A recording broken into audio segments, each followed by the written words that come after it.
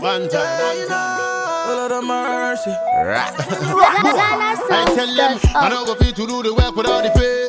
Ladies and gentlemen, welcome to today's episode of Farm Diaries. Our guest today is our very own lecturer, Dr. Arnold Kwaku, who is a lecturer in the Department of Pharmacology. He attended our school in pharmacy at our own faculty. He's an old student of the Faculty of Pharmacy and Pharmaceutical Sciences. Dr. Arnold, welcome. Thank you very much. Thank you for having me. All right. Thank you for honoring our invitation too. So we want to start straight off with wanting to know who is Arnold. We know you as a lecturer, we see you teaching, but we want to know more about you. Who is Dr. Arnold?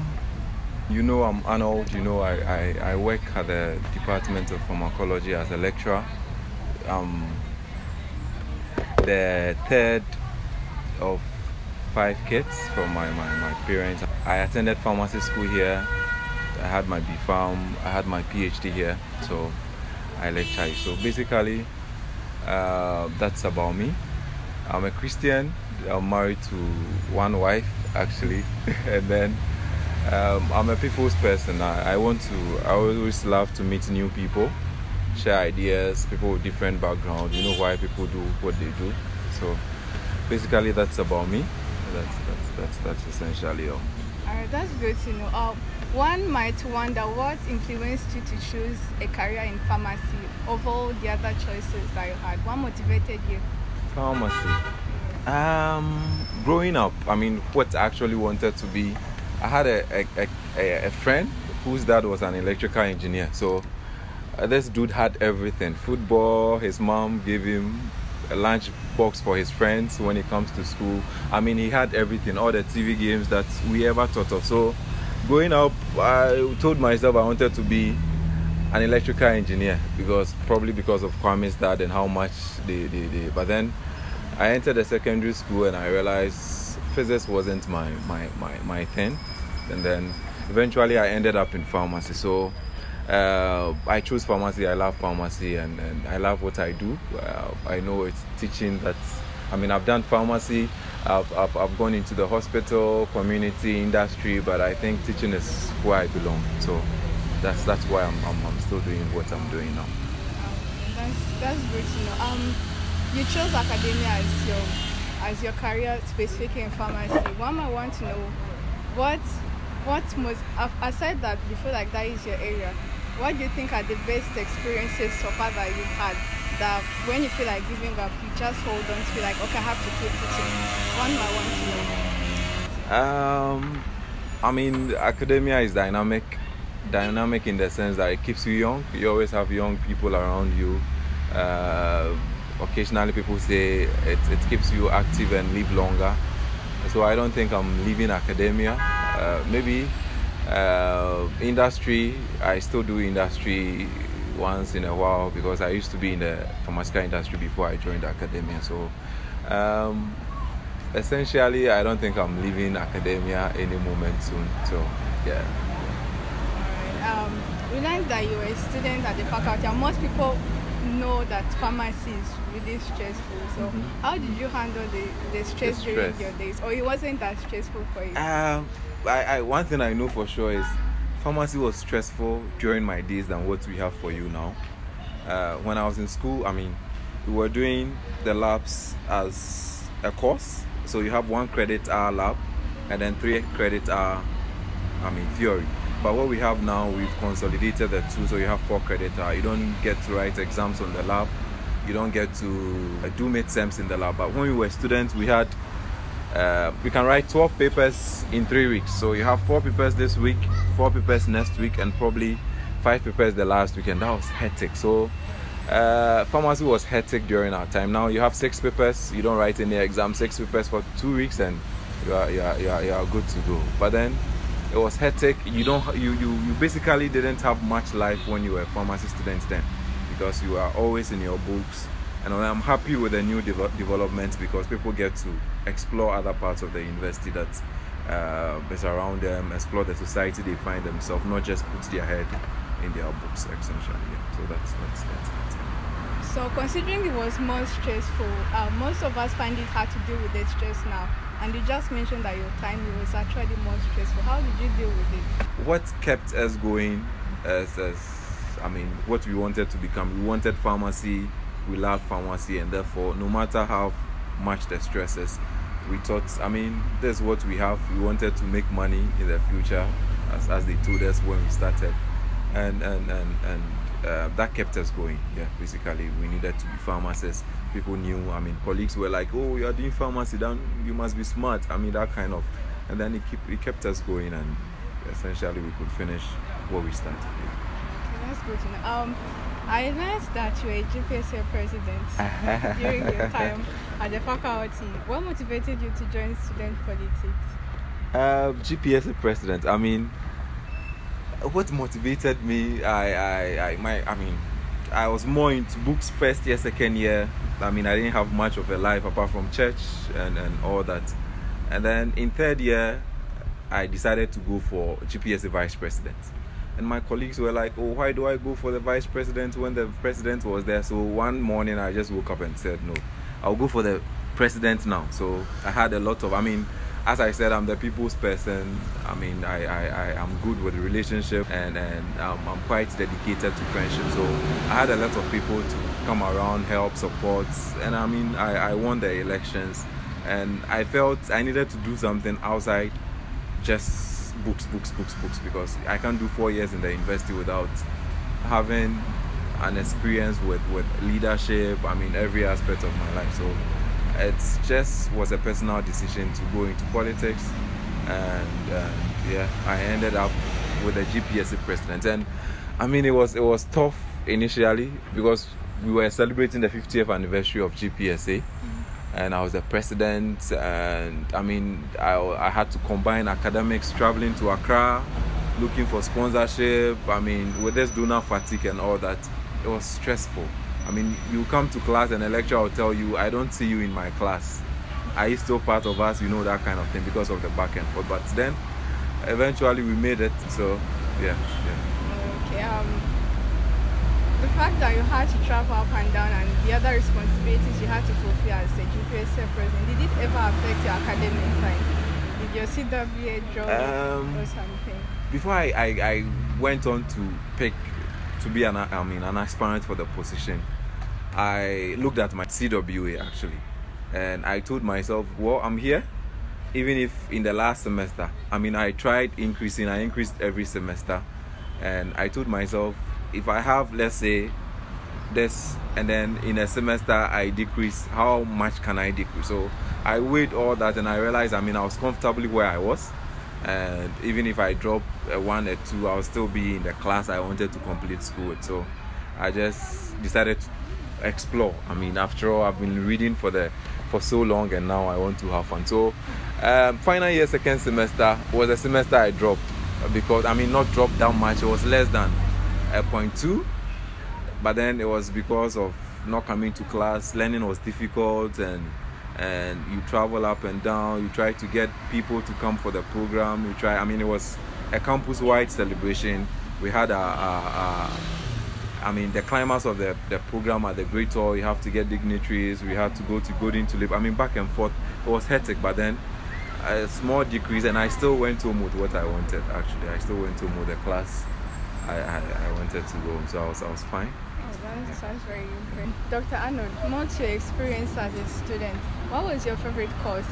Was it pharmacology? I would assume that is a I actually enjoyed pharmacology. As I said, I couldn't move to the electrical engineering aspect because I'm inclined to biology, reading, sitting down and reading. So I loved pharmacology right from anatomy to biochemistry, and then I decided to stay with pharmacology because it was my favorite, and I think, yeah. Did you have a favorite lecturer when you were a student? Favorite lecturer, I would say Dr. Nkansa. Didio was around. He stayed for, I think, a semester, and then he went for his PhD. So I would have chosen Didio. He taught me just, I think, on the muscular system, the same thing he taught you guys. But then I still remember what he taught. It was perfect, but then he didn't stay, so I can't choose him as my. I mean, not because he needed to stay anyway, but then he didn't stay. In cancer,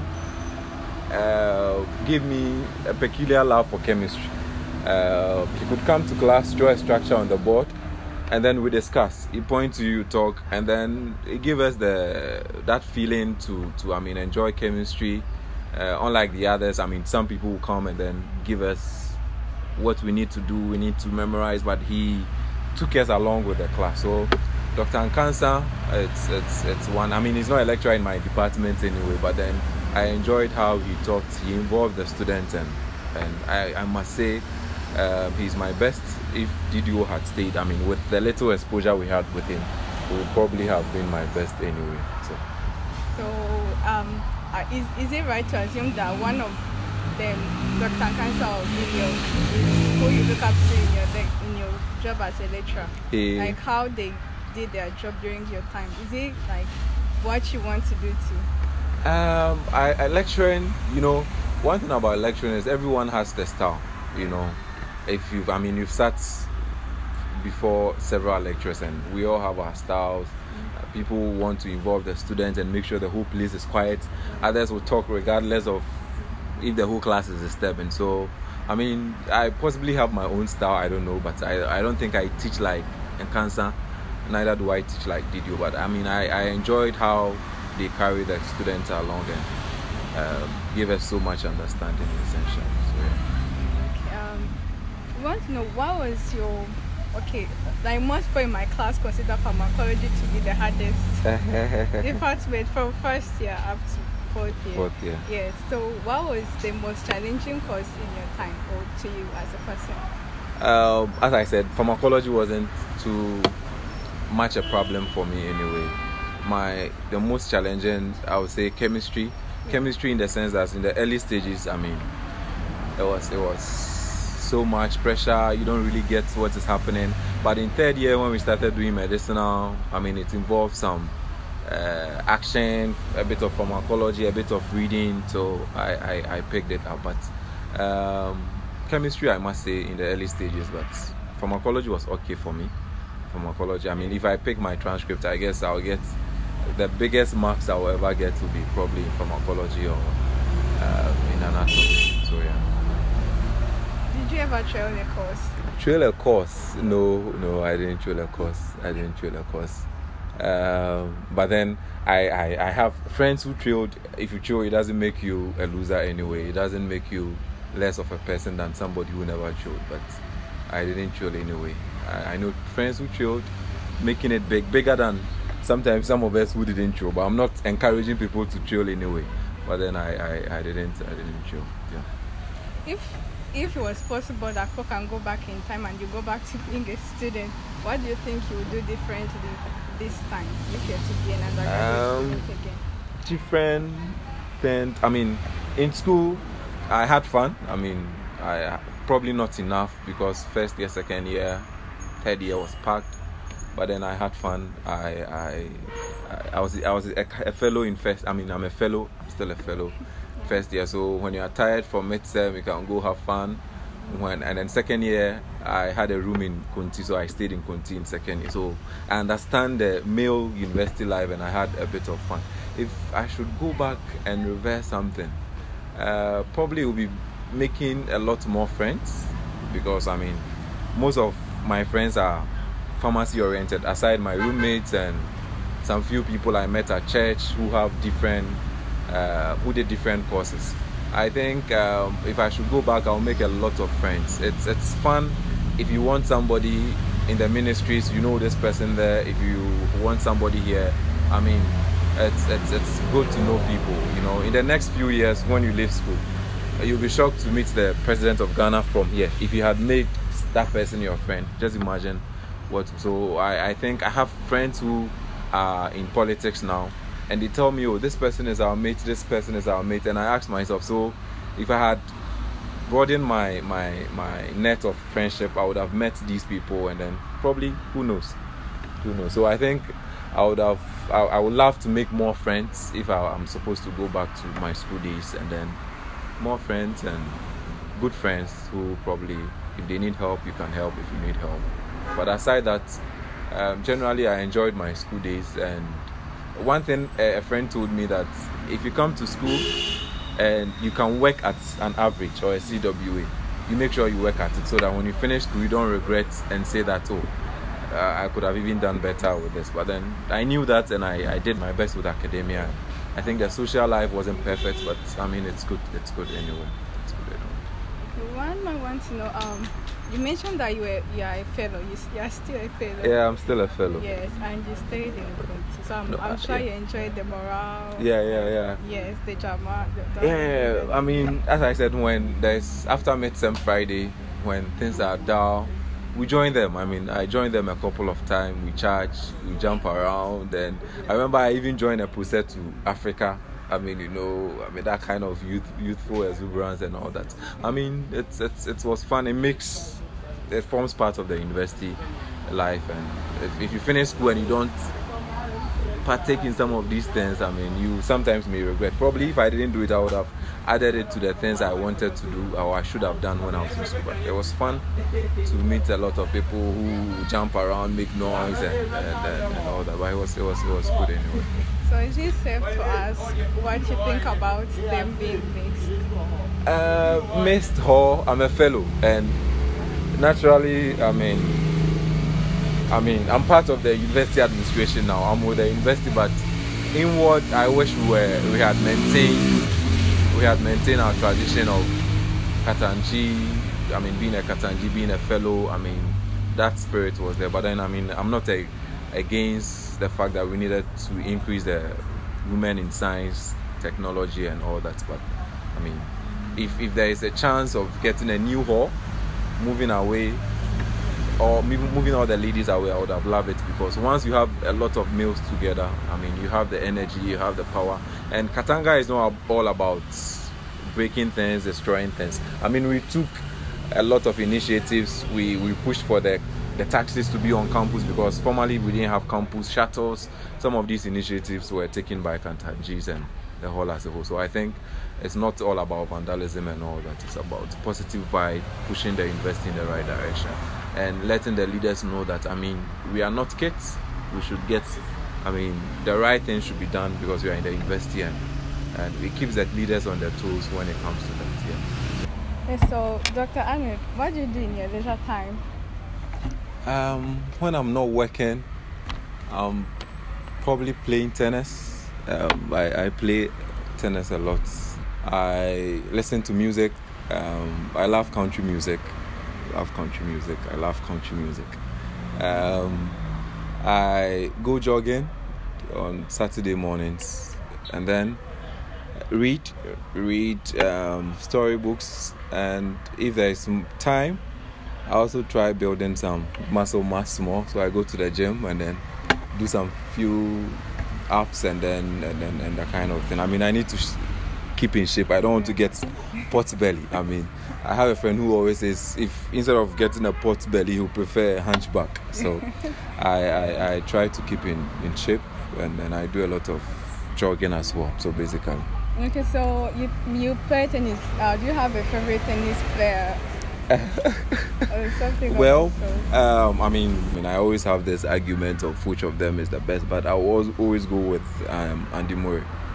I like his style, I like his shots, and essentially I think he may not be the best, but I personally like his style. Yeah. Federer is good. Federer is perfect, but then I mean, probably because they say I play like Murray, so probably, yeah. That's basically it. So. Okay, do you love football? I love football. I watch football on weekends. Probably I should have added that to it. I'm a Chelsea fan.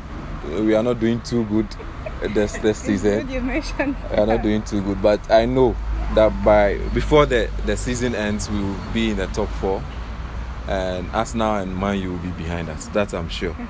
But then I know we are not doing too good, but we will get better. I mean, we will get better. You mentioned you listen to music, country music specifically. Do you have a favorite? I have a lot of, artists with. I like Brett Young. I like Keith Urban.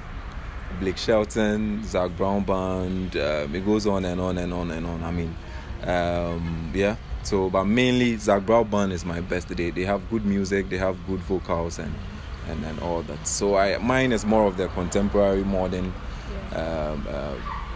country music. But I mean, the old ones are good. The old ones are good. Kenny Chesney and all that are good. But my best to go for Zach Brown Band, because basically they led me into country music. I listened to the album. It was given to me by somebody in my lab when I was doing my PhD. And then she said they are good. So I listened, and from there, it increased my appetite for country music. So Zach Brown Band is my best, and they are the best, I mean, for me. All the musicians you mentioned are foreign. One might want to know, don't you like Kenyan music? I love Kenyan music. I'm a Christian. I love true metal. Yeah. I love true metal. But then, if I listen, I listen to. Occasionally, you hear people play worldly music, and you hear, and then you are like, "This is a good tune." You may, probably move your body to it. Sarkodie has good tunes. Trigmatic, I like his raps. I like his lines. I like Manifest a lot. Chrisiata, I've seen him jumping around. He's a good dude. I know he has a lot of talent, and he'll make it. Basically, that's. Or you want me to mention one from probably Nigeria? Nigeria, Rwanda. I don't know Rwanda music anyway. But then I listen to music a lot. So any good tune, it's okay by me. Okay. You mentioned that you are married to one wife. Yes. So we want to know, how did you and your wife meet? How I met my wife? Yes. I thought it's all going to be about me, but how I met my wife? My wife came to KNUST to read pharmacy first year. She came first year pharmacy, and she left to read medicine in Russia. So I met her when I was a GPSC president, and she was in first year. I wasn't interested in going out from first year to final year. We people are having fun anyway. Then time, pharmacy was all about books. So I didn't have the luxury of time. I didn't want the drama. So my life was all about my books and friends and church. So I just met her moving with my treasurer. And I was like, hey, that's a nice girl. What's her name? And she was like, hey, go away. So I just ignored.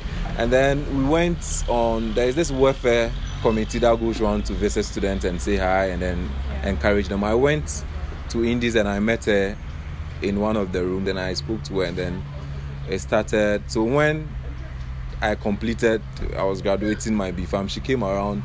I thought she came to see other people's graduation, but apparently she came because of me.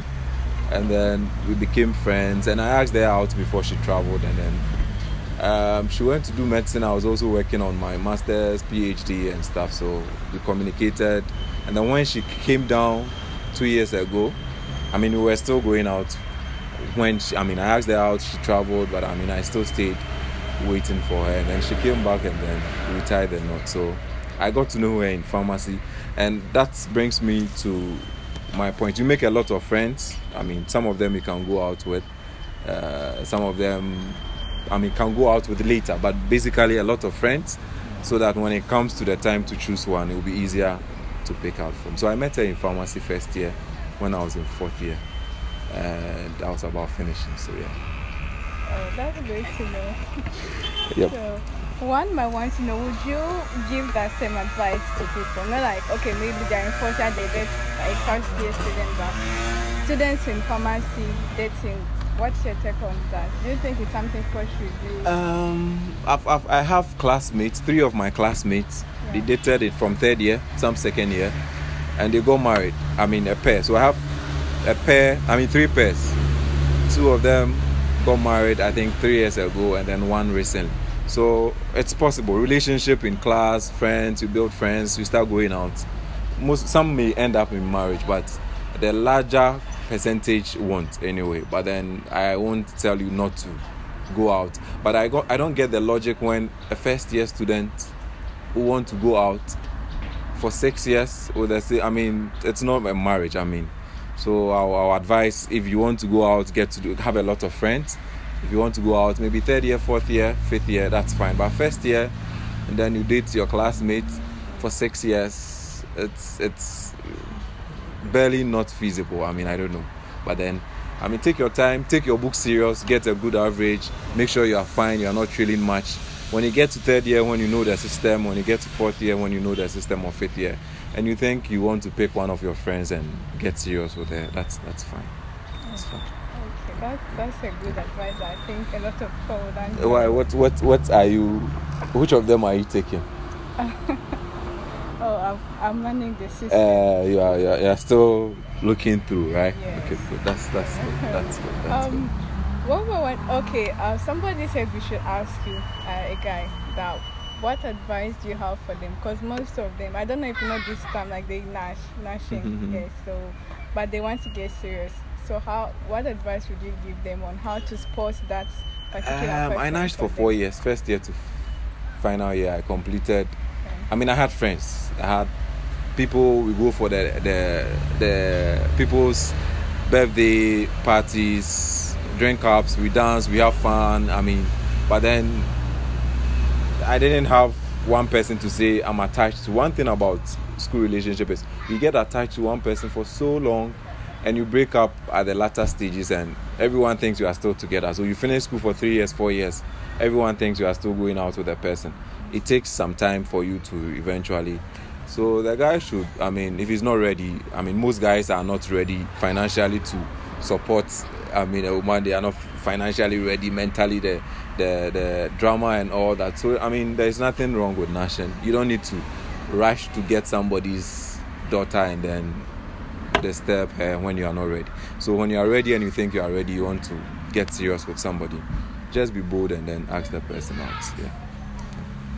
That's a good advice for them. I hope they will learn something from you. Yeah, I hope so too. I hope so too. Yes. Do you? One more thing. Are you somebody that wants to have kids? Or and if so, how many? If I want to have kids, yeah. What's your favorite gender of a first child? Yeah, I want a baby boy. You know, I want a baby boy. I mean, obviously, I want to have kids. We all want to have kids, don't you?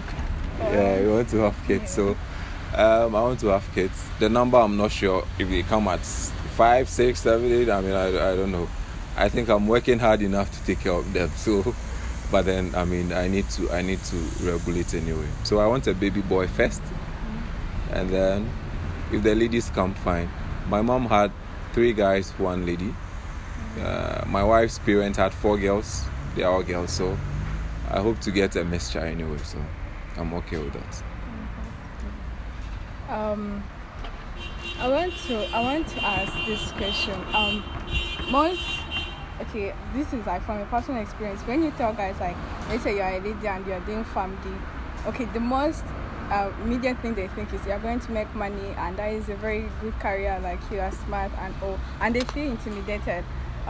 What do you have to say about that? Because most girls end up feeling like, okay, I can't achieve much, so I won't intimidate people. What do you have to think about that? I mean, any guy who gets intimidated by how high a woman goes is not a strong fellow. I mean, you should be able to boldly, irrespective of who you are, boldly walk to a woman and say, I'm interested in you, irrespective of where the woman is. I mean, the challenges we get is, I mean, I have classmates who are still single. I mean, and probably because after school they had a car, they had the luxury, and most men are scared of. But that shouldn't prevent the lady from achieving higher. I mean, men generally like women who have something up there. If you marry a woman who always quarrel, you're a professor and you go home and she's always quarreling over petty things. They want people who stimulate them up there so they can have intellectual conversation when they go home. So don't decrease your expectations, how far you can go, because you think a male or somebody, your husband, will not be able to approach you because of how far you've gone. Keep rising. There are men who are also going higher. If those down there can't get to you, there are people up there who always come to you because of how much you have up there. So keep learning, keep moving, keep achieving, and the right man will come. Okay. Since today you are a guest of Pharmedia, I want to know, what do you think about such initiatives of students, especially regarding as Pharmedia? I think you guys are doing a lot. When I was a student, I was even scared speaking to. I wasn't comfortable going to my academic tutor's office. You go and he asks, okay, what is your CWA? Okay, you are fine, enjoy your day. Then, or when you go with another one, okay, she's suffering, so help her. That's basically that the kind of. But now we have lecturers who you can easily walk to, speak to, invite like this and talk to, let know the person, get to know the family. Get advice from the people. There are some lecturers I never spoke to till I became a lecturer in faculty. So it's good. You are doing a good job, and I hope a lot more people will diversify. Pharmacy is not all about book. It's about media. It's about everything. Writing books, traveling, having fun. I know a colleague who sells spare parts. He's no more practicing pharmacy. After pharmacy, he went into dealing in spare parts, and he's one of the richest around. Mates around. So it's not all about books. You need to explore, and that is one reason I mentioned that I wish I had made a lot more friends in the university, diversified a bit.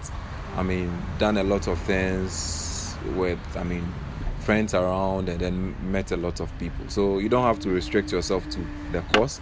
It may be restricting, it may be burdensome, but I think you can go extra. You should open your tentacles, meet new people, and have fun. Actually have fun. If you grow and then you settle down, there is no fun. Okay, whenever I want to go out now, I have to give a long essay. I want to go here. Who are you going with? Okay. When are you coming back? So have fun. You have the time to have fun. When you get hooked up, there will be nothing like that. Okay, yeah. So that's it. Okay. But have sensible fun. Okay, don't have fun that will lead you to trouble. Okay. Before we wrap up, I want to ask. You mentioned that you used to focus on books and church. There is this challenge that most students have. They tend to push church before academics. Like, they can't find the balance between which one should come first. What would you tell them as somebody that went through that exact thing? Church and academic. I'm a Christian. Yeah. I pray, and I'm working hard on my salvation. I hope I go to heaven when Christ comes, and I know I will. But then when I came to school, pharmacy was stressful. I'm a Pentecostal. I go to Church of Pentecost, PIWC as well. And finding the balance, sometimes you miss church midweek service and people complain, you don't come, I don't see you at church. But then the reason why I came to the university is to read. I came because I wanted a degree. I didn't come to the university to become a pastor. So then I knew my books came first. If I had a midterm and I wasn't prepared, and I had midweek service, I believe in miracles. I know God can, but God wants me to prepare adequately for my exam. So then I will sit, read, and then pass. Rather than, people go to church Monday to Friday, Sunday, Saturday, and if you are the president of a church, a local assembly on campus, and you fail, they will fail. You don't say you are the president of Pensa or whatever, so they will take you out. So then you need to balance. You are here for academics. It's good to develop spiritually, especially in this age. But then remember that you are here for academics, and if you go to church twice in a week, midweek and then the main one, it's okay. You don't need to be there overnight practicing, come stressed, not writing your report. And when you do this, God won't be happy, because you need to be blameless. Okay, if your parents wanted you to be pastors and all that, they will probably have taken you to a seminary and all that. Yeah. So make sure you have your books first, and then church. I know colleagues who were very good. They finished and they are pastors, they are elders in my church and all that. That is good. It builds you up. But then remember that you are always here for academics, and academics first. All right. You did BPharm, but as a lecturer, you are teaching students who are doing PharmD. Most people feel like 6 years is really a lot. Like, it's a lot of trouble. what's your take on PharmD? Is this something you think you would have done if you was there, or you would have opted for BPharm? Oh, well, I think PharmD is good. You get to be called a doctor, is that not it? And I know most of my classmates wanted medicine. I chose pharmacy first anyway. I came in, I was advised that pharmacy is a good course. I came in and I had the motivation, so it wasn't pushed on me. And as you asked, BPharm was good, but then you people are doing a lot more than what we did. You are doing some things that we never thought of doing. I mean, we weren't taught. You are more clinical oriented. You have the whole set year in the hospital. You go more into the hospital. The only time we had hospital exposure was, I think, third year long vac, but you people haven't. And I think basically it should make you better pharmacists than we, because you've invested so much into you. Sometimes when I pick some of the things you do in fourth year, fifth year with a clinical pharmacy practice group, I realize you are doing a lot. So once you go by them and you learn by them, you should be very good and better than the BPharmers if you put it. Yeah. So it's a good initiative, and I believe 6 years is okay. If you come to the university at 18, 17, and you do 6 years and finish at 24 for your first degree, it's good. It's good. Before we wrap up, what's your take-home message for the students generally? Take-home message: pharmacy is fun, but don't take your books as it shouldn't be all about your books. Make sure you explore, have fun, and take God seriously, and then take your academics very serious as well. And then make sure that you don't have any regrets when you leave school. Okay, do whatever you have to do now, so that when you complete, you don't say, "Oh, I shouldn't have done this. I did this. This should have been this way." Make sure you don't live a life of regret when you leave school. So have fun, learn much. Learn so much, and then you should be fine. Yeah. Thank you very much, Dr. Thank you. It was nice having you. It was nice being around too. We hope next time too, when we invite you. Yeah, I'll be around. By then you have the baby boy that you Imagine if for on and Eddie, maybe, yeah.